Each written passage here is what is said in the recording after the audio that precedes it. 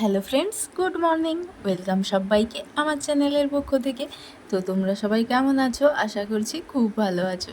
তো সকালবেলায় স্নানটা সেরে এই যে এখন হচ্ছে হনুমান চালিসা পাঠ করে নিলাম। আমি কিন্তু গত কয়েক মাস কন্টিনিউ প্রতিনিয়ত হনুমান চালিসা পাঠ করে আসছি। তো যাই হোক, আজকেও করে নিলাম। তারপরে এই যে সামনের দরটাতে যত জামা কাপড় সব ভেজা মেলা থাকে সেগুলো সব এখন গুছিয়ে রাখছি। তো দেখতেই পাচ্ছ চারিদিকে একটা এটা ওটা করে ঝুলছে, তো এগুলো একটু গুছিয়ে রাখলাম। তারপর সোজা চলে আসলাম নিচে। তো স্নান করার পরে পুজোটা তো সারতেই হবে। তার আগে ফুল তোলাটা যেন অনেক বড় কাজ, কি বলো তো? আমাদের বাড়িতে যত রকমের ফুল গাছ আছে, আমি কিন্তু সব ফুলগুলোই তুলে থাকি। আমার ফুল তুলে বেশি বেশি ফুল তুলে ঠাকুরকে পুজো করতে না খুব ভালো লাগে। যদিও বা মালা গাঁথতে পারিনি, তো মালা গাঁথতে গেলে তো আরও সময় লেগে যাবে, তো অত সময় না সত্যি কথা দিতেও পারি না। ইচ্ছে করে কিন্তু বাচ্চাদের জন্য দিতে পারি না। এখন তো তাও সকাল স্কুল চলছে, পুজোটা তাও মানে মন ভরে একটু সময় বেশি লাগলেও দিতে পারি। কিন্তু 10টার স্কুল হয়ে গেলে তখন কিন্তু আর সময় একদম করে উঠতে পারি না। সকালে ওর স্কুলের রান্না, তারপরে বাড়ির কাজ, স্নান, পুজো, তারপরে আবার আমাদেরও রান্না রয়েছে।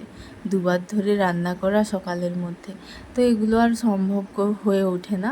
তো দেখো, তারই মধ্যে এই যে কথা বলতে বলতে কিন্তু আমার ফুল তোলা কমপ্লিট হয়ে গেছে, মন্দিরে পুজো দেওয়া হয়ে গিয়েছে।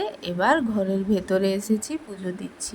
সবার প্রথম যেমন প্রতিদিনের মতো শিব ঠাকুরকে পুজোটা করছি, তারপর কিন্তু আর বাকি সব ঠাকুরকে পুজোটা করে নিয়েছি। তো তারপর আসলাম, বেরিয়েছি। আর টুকাইয়ের বায়না, টুকাই স্কুল থেকে এসেছে। ওর পাপা কালকে রাত্রে একটা ফ্রুটি আর একটা কোল্ড ড্রিঙ্কস এনেছে, সরি থামস আপ এনেছে। তো সেটাই না এখন হচ্ছে খাওয়ার জন্যে জেদ ধরেছে। তো এই যে আমি একটু ঠান্ডা জল খেয়ে নিচ্ছি, আর ও ফ্রুটির বোতলটা নিয়ে কিন্তু বাইরে চলে গেল। আর এই যে জল খাওয়ার পরে ইচ্ছে হলো আবার একটু থামস আপটা খাই। তো বেশ মানে এত গরমের মধ্যে থামস আপ খেতে খুব ভালো লাগে। আর এই যে আমাকে বকাবকি করছে যে আর খেও না, বেশি খেও না, একেবারে ঠান্ডাটা একটু তো বের করে রাখতে পারো বাইরে, তারপর একটু নর্মাল হলে খেতে পারো। তো কে কার কথা শোনে? ফ্রিজ থেকে একদম ডাইরেক্ট ঠান্ডাটাই খেতে কিন্তু মজা লাগে। তো তারপর সোজা আসলাম এই যে রান্নাঘরে, হাঁড়িটা মাটি লেপে দিলাম, কালি যাতে না কম পড়ে। তো সেই কারণে তো তারপরে এই যে উনুন জ্বালতে এসে গিয়েছি। আর দেখো রৌদ্রু এত বেরিয়েছে, মানে খাঁ খাঁ করছে চারিদিক। মানে এরকম রৌদ্রু থাকলে একদিকে যেমন ভালোও লাগে, বেশ চারিদিক আলো আলোকিত থাকে, কিন্তু আবার বৃষ্টি না হলে মনটা কেমন জানি করে। তো চাতক পাখির মতো কিন্তু আমরা এখন বৃষ্টির জন্যে চেয়ে আছি, দেখা যাক বৃষ্টি কবে হয়। তো আজকে তো দেখছি যে বৃষ্টি হওয়ার সম্ভাবনা রয়েছে। তো কতটা কি রয়েছে এখন কি মানে আকাশ দেখে বোঝাই যাচ্ছে না, এতই রোদে খাঁ খাঁ করছে। আর আজকে হচ্ছে বৃহস্পতিবার। তো বৃহস্পতিবার মানেই কিন্তু নিরামিষ রান্নাবান্না তো আমাদের বাড়িতে। তো এই যে উনুনটা জ্বেলে দিয়েছি, এখন ভাতটা বসিয়ে দিচ্ছি। আর এদিকে কড়াই বসিয়ে দিয়েছি, ওখানে মুগের ডাল বসাবো। প্রতিটা দিন কিন্তু আমাদের ডাল হতেই থাকে, তোমরা দেখে থাকো। তো ডাল ছাড়া ঠিক যেন পোষায় না। তো দেখো ডালটা এখন তুলে দিচ্ছি। তো তেলের উপর জিরে আর একটা শুকনো লঙ্কা আর তেজপাতা দিয়েছি, ডালটাকে একটু ভেজে ভেজে তারপর জল দিয়ে দিলাম, হয়ে গেল। তারপর কি সবজি বানাবো এই নিয়ে। তো বৃহস্পতিবার মানেই কিন্তু আমার বরের আলু পোস্ত চাই। তো আলু পোস্ত মাস্ট থাকবেই থাকবে।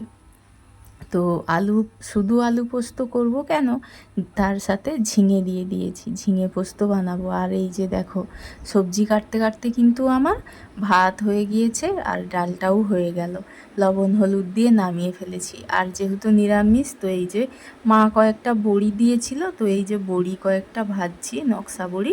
তারপর এই যে ঝিঙে আলুটা রান্না তুলে দিচ্ছি। তো আর যে কি রান্না করব বুঝে উঠতেই পারছি না। তো এটা মোটামুটি রান্না তরকারিটা বানাই, তারপর বরকে জিজ্ঞাসা করছি কী গো কী খাবে, এই যে এসেছিলো। তো বলল যা খুশি করো, যা খুশি করো, এইভাবেই বলছে। তো নিরামিষ তো তাই না, মানে খাওয়ার সময় কারোর খুঁতখুঁতানি এটা শুনতে রাজি নয়। তো মানে যেটাই বলবে সেটাই বানিয়ে দেব। তো দেখো এই যে ঝিঙে আলুগুলো আমার ভাজা ভাজা হয়ে গিয়েছে, এখন পোস্ত বাটাটা দিয়ে দিলাম। ঝিঙে পোস্ত তো মোটামুটি রেডি হয়ে গেল। তো তার মাঝে দেখো ভেবে ভেবে কিন্তু এই যে কয়েকটা পটল ছিল, তো পটলটা ভাজা বানালাম, আর হচ্ছে কুমড়ো। তো এই দুটো জিনিস ভাজার জন্যে আবার কেটেছি। তারপরে আবারও মনে হচ্ছে বেশ আরও কিছু মনে হলে ভালো হতো। তো দেখো এই কয়েকটা পটল, তো এই দিয়ে কি হবে, খালি খুঁতখুত করছে মনটা। তো আবার দেখছি আজকে বাবা বাজার থেকে ছোট ছোট পটল নিয়ে এসেছে। তো সেই পটলটা রান্না করার ইচ্ছে রয়েছে। তো কিভাবে রান্না করব দেখো, এই যে মশলা বানাতে গিয়ে এই যে আমার কুমড়ো ভাজাগুলোর দশা ঠিক এই রকমই হয়েছে। তো কি করব, এটাকে তুলে নিই। তো সবাইকে এটা দেওয়া যাবে না, কারণ যেহেতু পুড়ে গিয়েছে। তো দেখো এই যে ছোট্ট ছোট্ট একদম আঙুলের সাইজে পটল। তো এটাকে দেখো পটলের সাথে একইভাবে করে আলু কেটেছি, ওটাকে ভেজে নিয়েছি ভালো করে একদম। তারপরে এই যে মশলাটা ভালো করে কষিয়েছি আদা বাটা দিয়ে, যেমন লবণ হলুদ দিয়ে একটু গরম মশলা দিয়ে একটু ঝোল মতো বানাবো।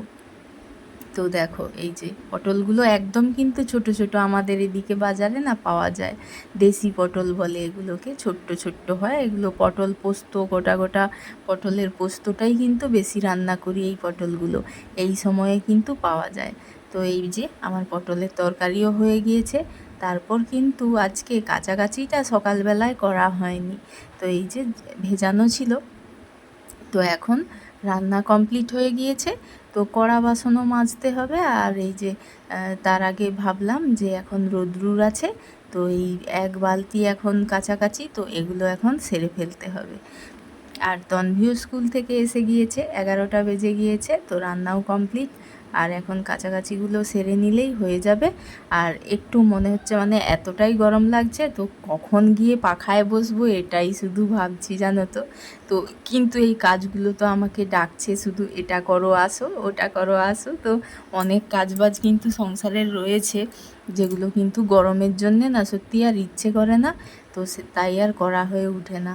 যেমন স্বাভাবিক নর্মাল ডে, রান্নাবান্না, খাওয়া দাওয়া, বাচ্চাদের পড়াশোনা, এই করেই কেটে যাচ্ছে। সেভাবে একটা ঘরের অনেক কিছু মানে পরিষ্কার করা, এই সমস্ত কিছু রয়েছে, তো কিন্তু আর করতে ইচ্ছে জাগছে না। দেখা যাক কবে কি করা যায়। তো পরিষ্কার করলে তোমাদের সাথে শেয়ার করব কিভাবে কি আমি ঘরদোর গুছিয়ে রাখি, পরিষ্কার করে রাখি। তো আমাদের গ্রামের বাড়ির ঘরদোর তো সেইভাবেই, মানে যে খুব একটা গোছানো সেইভাবে নয়। আসলে কি বলো তো, 7জন থাকি, 7জনের মতামত নিয়েও কিন্তু জিনিস রাখা হয়।